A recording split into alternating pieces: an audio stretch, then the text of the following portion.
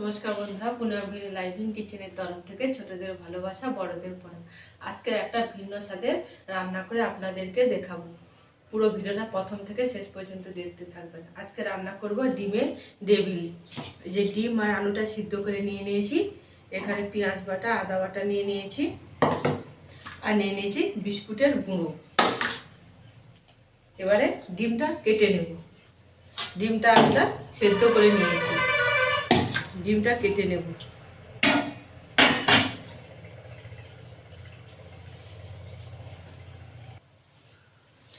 ডিমটা কেটে নিয়েছি, ডিম থেকে ডিমের কুসুমগুলো বার করে আদার বাটা পেঁয়াজ বাটার সঙ্গে মাখিয়ে নেব ভালো করে।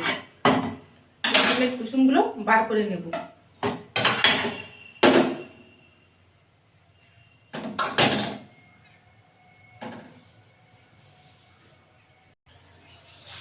ডিমের কুসুমগুলো বার করে নিয়েছি, আদা বাটা আর পেঁয়াজ বাটার সঙ্গে ভালো করে মাখিয়ে নেব। ওরা হাত দিয়ে চটকে দিতে পারে, চামচ দিয়ে করে নিচ্ছি। এবারে আলুটা মাখিয়ে নেব। আলুর করে অল্প একটু ময়দা দিয়ে আলুটা ভালো করে মাখিয়ে নেব।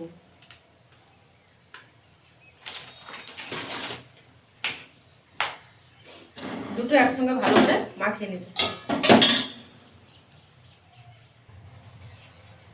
আলু আর ময়দাটা ভালো করে মিহি করে মাখিয়ে নিয়েছি। এখানে কুসুম পেঁয়াজ বাটা আদা বাটাটা ভালো করে মাখিয়ে নিয়েছি। এইবারে পুরটা এইভাবে দিয়ে দেবো,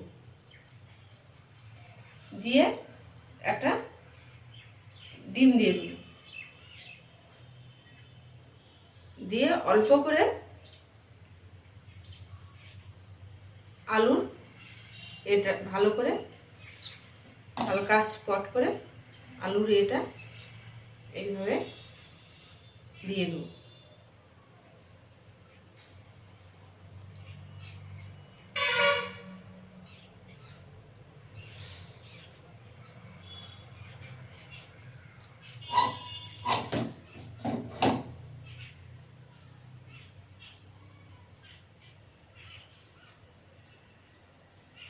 দিয়ে যে ডিমের গোলা একটু হালকা চুবি নিয়ে বিস্কুটের গুঁড়ো করে নেব।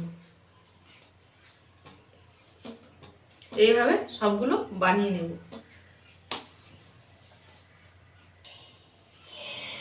এই দেখুন বন্ধুরা, এইভাবে বানিয়ে নিয়েছি। এই যে এবারে তেলে ভেজে নেব। আর এটা বেশি হয়েছে, পরে ভেজে করে খেয়ে নেব। তাহলে কড়াইটা বসিয়ে দেব, দিয়ে তেলটা গরম করতে দিন। এভাবে আপনারা কোনো আত্মীয় স্বজন বা গেস্ট এলে এভাবে ডিমের ডেভিল বানিয়ে চায়ের সঙ্গে বা টিফিনে দিতে পারে।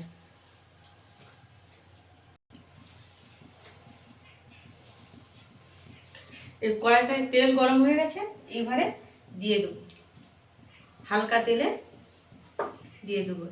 এখানে কিন্তু বেশি মোটা করে আলু দেওয়া যাবে না, পাতলা করে আলুটা মাখিয়ে মানে স্পটের মতন দিয়ে দিতে হবে। দিয়ে বিস্কুটের গুঁড়ো করে করে নিতে হবে। হালকা আঁচে আস্তে আস্তে ভাজবো।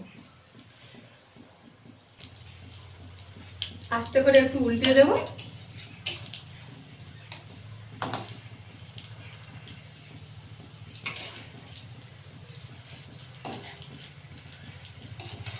সাবধানে উল্টোতে হবে।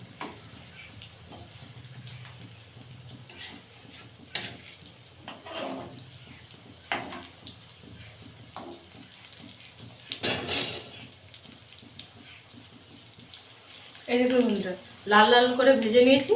এবারে সামনে তুলে নেব।